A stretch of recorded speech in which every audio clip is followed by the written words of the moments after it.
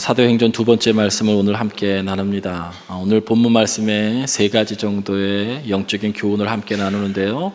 지난 시간에 미처 나누지 못했던 예루살렘을 떠나지 말고 기다리라 라고 하는 이 말씀을 먼저 나눕니다. 4절과 5절에 1장 4절과 5절에 나오는데, 하나님께서 무엇을 하라라고 말씀하실 때에는 그것을 나도 이루겠다라고 하는 하나님의 의지가 담겨 있는 것이죠.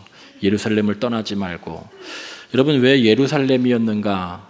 이 누가복음 24장 47절부터 49절에는 이미 누가복음이라고 하는 것과 사도행전은 저자가 같죠.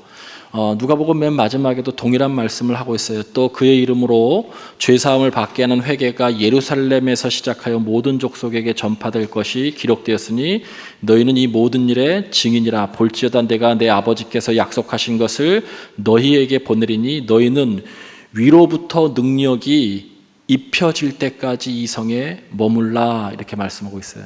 이미 누가복음 맨 마지막에 말씀하고 있죠. 예루살렘을 떠나지 말라는 말씀. 아버지께서 약속하신 성령이 너희에게 오셔서 그 능력이 입혀질 때까지 너희는 움직이지 말고 거기 머물러 있으라라고 하는 거예요. 여기서 첫 번째 중요한 것은 왜 예루살렘인가는 거예요. 왜 예루살렘을 떠나지 말라고 하셨을까? 여러분, 이 예루살렘은 이스라엘 백성들의 당시에 아주 특수층들이 모여 사는 곳입니다. 팔레스타인 지역에 전체적으로 400만 인구가 있었는데 그 중에서 당시 202만 정도가 예루살렘에 살았어요. 신구약 중간기에 여러분이 예루살렘은 유대교의 중심이었었고, 유대교의 중심이었었기 때문에 거기에 엄격한 신앙 공동체를 형성하고 있었어요. 엄격한 신앙 공동체. 그럼 엄격한 신앙 공동체가 있었으면 하나님 보시기에 좋았어야 되는데 하나님 보시기에 그런 것이 아니었어요. 예수님께서 예루살렘에 가실 때마다 채찍을 드신 일도 있고, 예수님께서 사람들에게 이야기하기를 저 종교 지도자들, 유대인들, 저 엄격한 사람들의 위선을 질타하시면서 저 사람들이 말하는 것은 본받지만 저 사람들의 행위는 본받지 말라. 저 사람들은 말은 하지만 손 하나 까딱하지 않는다고 성경에 마태복음에 말씀하고 있어요. 말은 잘하는데 형식적으로 하나님을 사랑하는 것 같지만 그러나 그들은 실천도 없고 손 하나 까딱하지 않고 남만 시킨다는 거예요. 여러분, 바로 그런 곳이 예루살렘이었어요. 하나님의 이름으로 그런 일이 벌어졌던 것이죠. 가장 심각한 것은 여러분, 신앙적으로 엄격한 신앙 공동체인데 그곳이 가장 양극화가 심했던 곳이에요. 예루살렘이. 당시에 노동자 하루의 품삯이 한 데나리온, 그냥 오늘 우리로 환산하면 노동자 하루의 품삯이 20만 원, 15만 원, 20만 원 된다면 어떤 사람은 그 노동할 일이 없어서 그것도 없이 하루를 못 사는, 어렵게 사는 하층민들이 그 예루살렘 안에도 많이 있는데, 어떤 사람은 부자, 신분이 높은 사람, 제사장 그룹, 종교 지도자들은 하루의 살림살이가 400데나리온, 8천만 원 정도 되는 귀부인들도 있었다는 거예요. 지난 시간에 복음은 경계를 넘어서는 것이라고 했는데 여기에는 경계가 너무 명확해요. 양극화, 서로 소통하지도 않고 서로 질시하고 반목하고 저주하고, 여러분, 그 서로 간의 경계가 너무 명확하고 기득권은 자기의 경계를 명확하게 치는 것이죠. 하나님께서 왜 여기에서 하나님 나라를 시작하셨을까?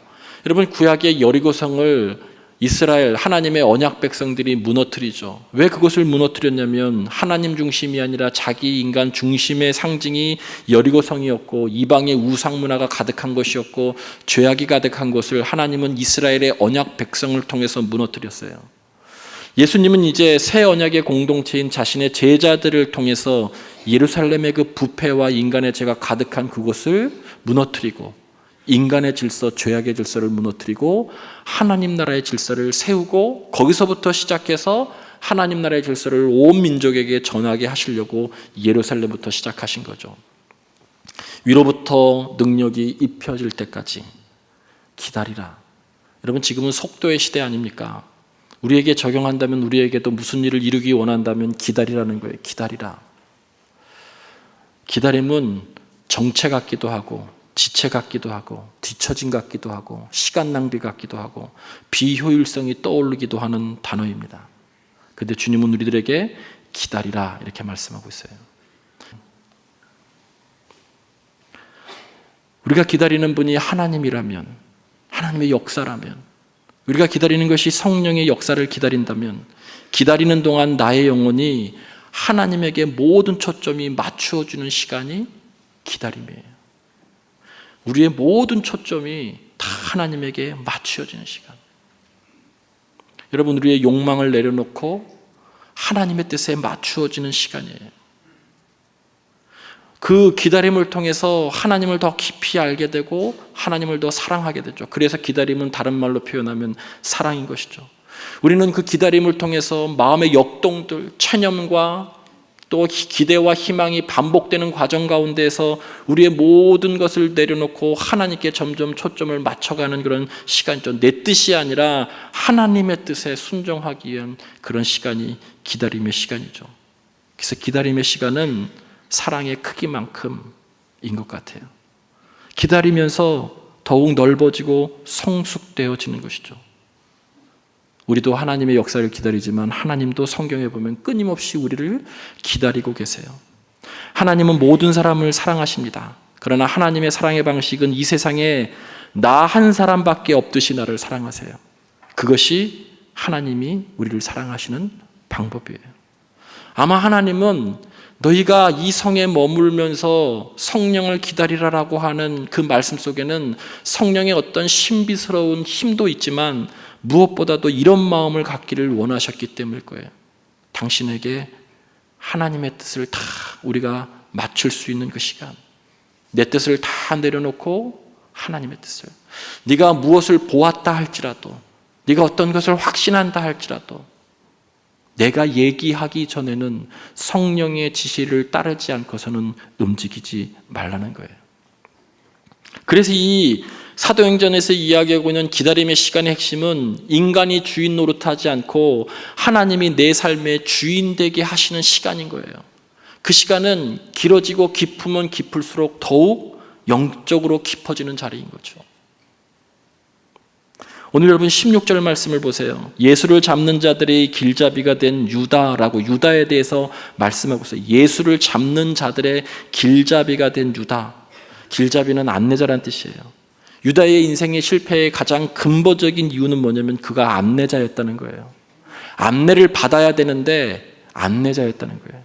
길잡이. 팔아 넘길 때에도 길잡이였지만 그는 예수님과 동행할 때에도 자신이 예수님의 안내를 받아서 예수님의 말씀에 따라서 그의 삶이 예수님에게 순종해야 되는데 그는 예수님을 내 삶으로 자기 삶으로 끌고 와서 주님 내 생각과 내 뜻대로 그렇게 하셔야 됩니다라는 거예요.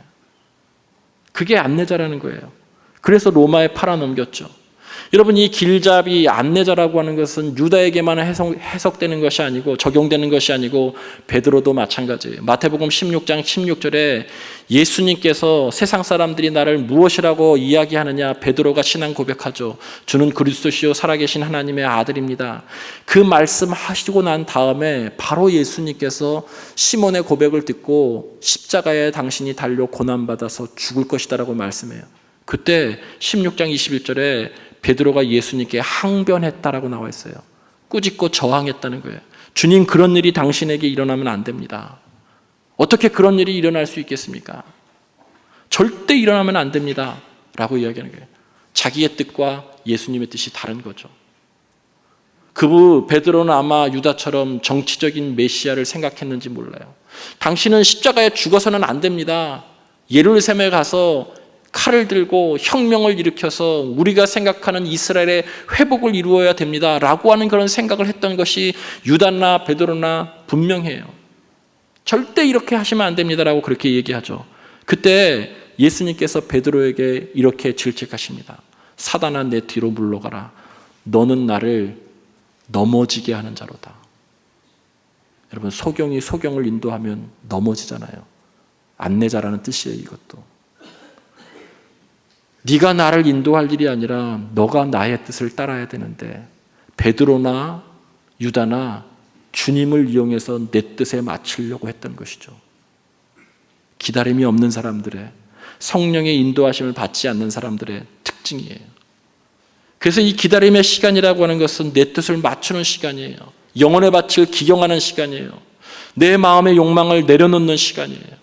여러분, 그 기다림의 시간이 없이는 신앙은 깊어질 수도 없고, 기다림의 시간이 없이는 여러분 전부 다 여러분 뜻대로 이 인생을 살아갈 거예요. 그러다가 소경을 인도하게 되면 넘어지기도 하고 웅덩이에 빠지기도 하는 거예요. 그래서 기다리라는 거예요. 한마디로 이야기하면 유다나 베드로처럼 잘못된 안내다 되지 말라는 거예요. 한마디로 이야기하면 너가 너의 삶을 인도하지 말라는 거예요. 잠언서 3장 6절의 말씀처럼 너는 범사의 그를 인정하라, 그리하면 내 길을 지도하시리라 말씀하고 있죠. 이 안에 있는 범사는요, 여러분, 잘된 것, 잘못된 것, 내가 생각했던 대로 안 된 것도 다 범사예요. 그러나 그렇게 되어도 그것을 인정하라는 거예요. 그때 비로소 하나님께서 우리의 길을 지도하신다라고 말씀하고 있죠. 기다림의 시간이 그 시간이에요. 우리 인간은 자기 뜻이 확고하고 명확하면 액션을 하기 시작하죠. 말하기 시작하고 액션을 하기 시작해요. 이 제자들은 부활한 주님을 40일 동안 보았어요. 그런데 그럼에도 불구하고 나가서 전하지 말라고 이야기해요. 왜 그러냐면 너 성령의 능력을 입히울 때까지 너 기다려야 된다는 거예요. 왜 그러냐면 우리는 늘 성령보다 앞서고자 하는 자기 존재를 주장하고자 하는 욕망이 있기 때문에 그래요. 자기를 드러내고자 하는 욕망이 있어요. 저에게도 있어요. 모든 사람들에게 다 있죠. 교회 안에도 분명히 있습니다. 그래서 소경을 인도해서 혼란스러워지는 거예요. 웅덩이에 빠지게 되는 거예요. 여러분, 우리 주변에 너무나도 많이 일어나는 일들이에요. 주님께서 말씀하시죠. 너는 나를 넘어지게 하는 잘못된 안내자라는 거예요. 멈춰 서라는 것이죠. 그래서 우리가 흔히 얘기하잖아요. 성령보다 앞서지 말고 라고 말씀하잖아요. 여러분, 신앙생활을 하실 때, 이 신앙생활은 교회에서만 이야기하는 것이 아니라 우리의 모든 일상을 이야기하는 거예요. 신앙생활을 하실 때 결코 여러분 성령보다 앞서지 않게 되기를 주님의 이름으로 간절히 축원을 드립니다. 두 번째 오늘 주시는 교훈은, 이 기다림은 다른 표현으로는 기도라는 거예요. 오늘 14절 말씀에 마가의 다락방에 모인 120명이 제자들은 더불어 마음을 같이하여 오로지 기도에 힘쓰더라 라고 했어요. 그냥 기다린 것이 아니고요. 그들은 모여서 마음을 같이해서 오로지 기도에 힘썼다는 거예요.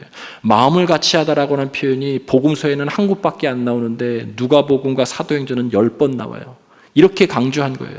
그리고 힘써 혼신을 다해서 기도했다는 거예요. 여러분, 기도를 통해서만이 각자 다른 사람이 하나 될 수 있기 때문에 그래요. 우리는 성품이 다르고 기질도 다르고 살아온 환경도 다르고 지식도 다르고 우리의 삶의 배경들도 다 달라요. 그러나 기도만이 서로의 차이를 인정하고 차별도 없애주고 다채롭게 어우러져서 좋아할 수 있는 것이 바로 기도의 능력인 거예요. 그렇게 살아가는 공동체가 교회인 거예요. 그것을 인정하지 않는다면 기도하지 않은 거예요. 여전히 내 뜻이 여러분 작동하고 있는 것이죠. 어떻게 다 다른 사람들이 하나로 이루어가지고 하나님 나라를 이룰 수 있겠어요? 그래서 기다리라는 거예요. 기도하라는 거예요. 너 뜻을 내려놓으라는 거예요. 성령보다 앞서지 말라는 거예요. 기도하면서 하나 되라는 거예요. 그래서 제자들은 더불어 마음을 같이하여 오로지 기도에 힘쓰더라. 그 시간에 기도하라는 게 기도하라는 거. 이 모든 것을 가능하게 하는 것이 기도이기 때문에 그래요.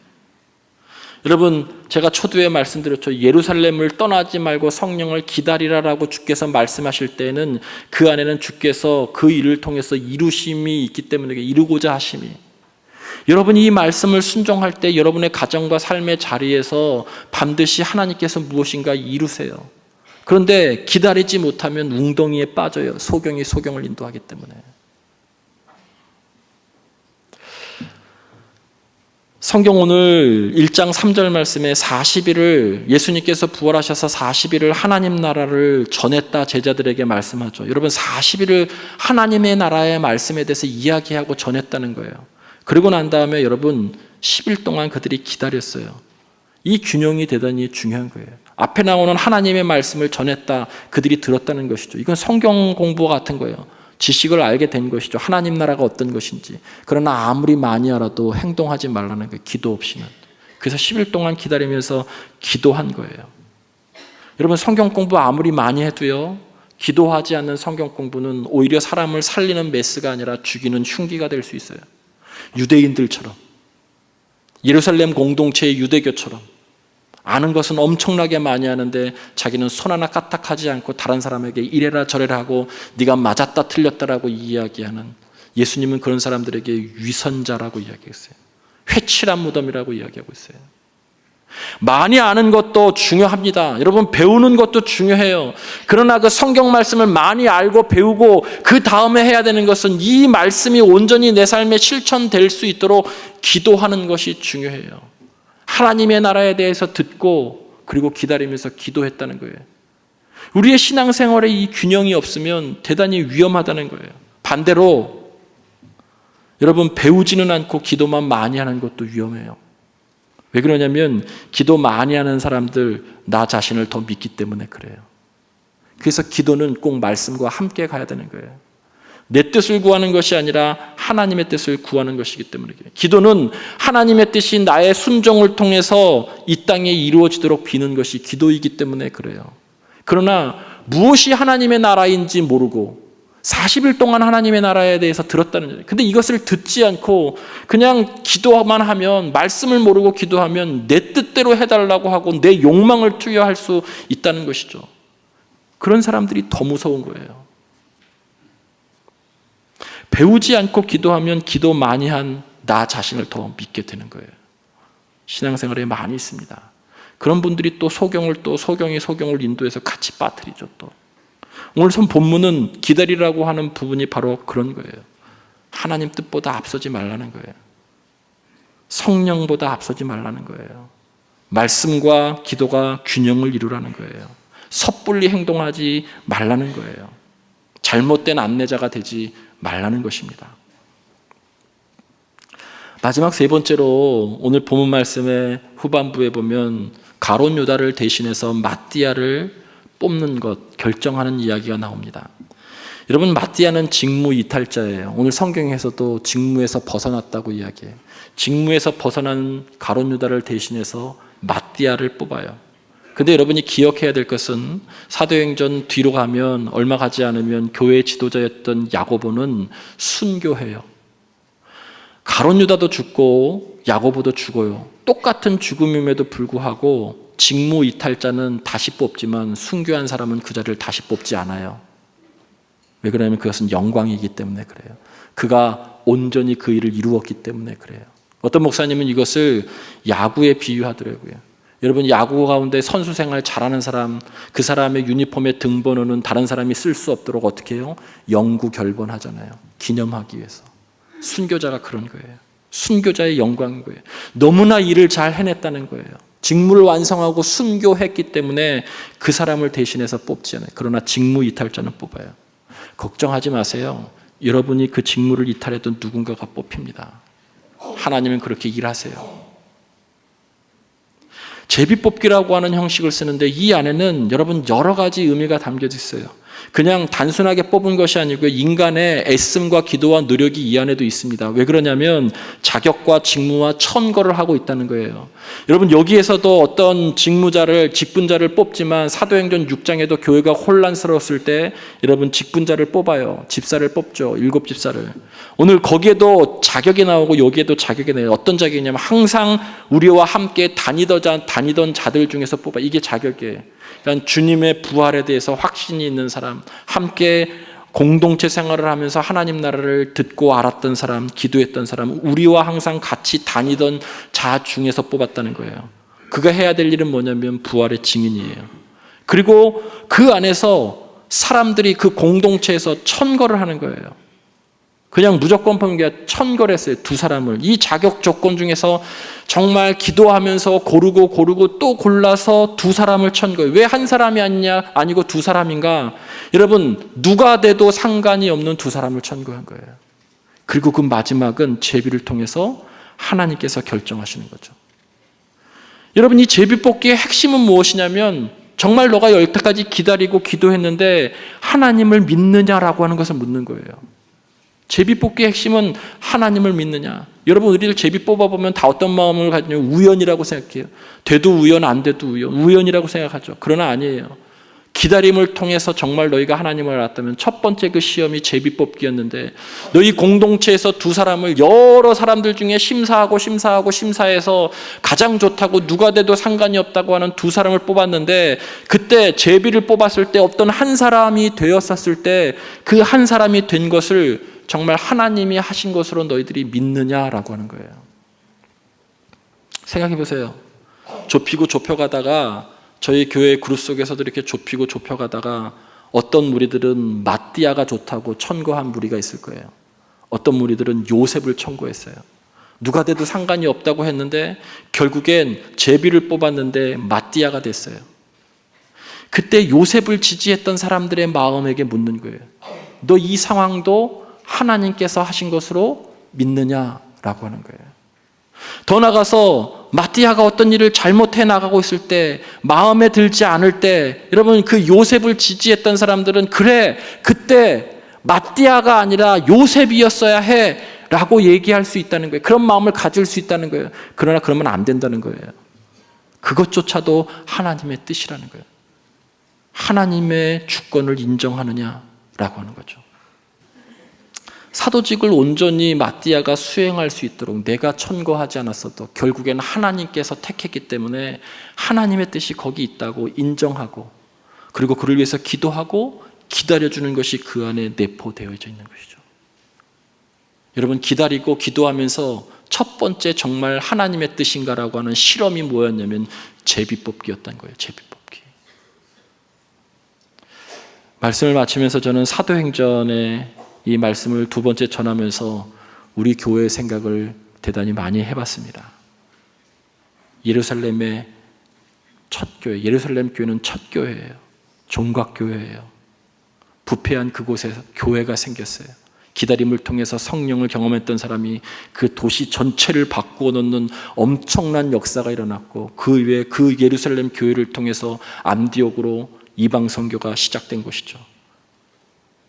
그 첫 교회가 했었던 놀라운 역사들이 예전에 우리 처음 교회가 세워질 때에도 일제시대 때 우리 교회에서 엄청난 일들이 일어났던 것이죠.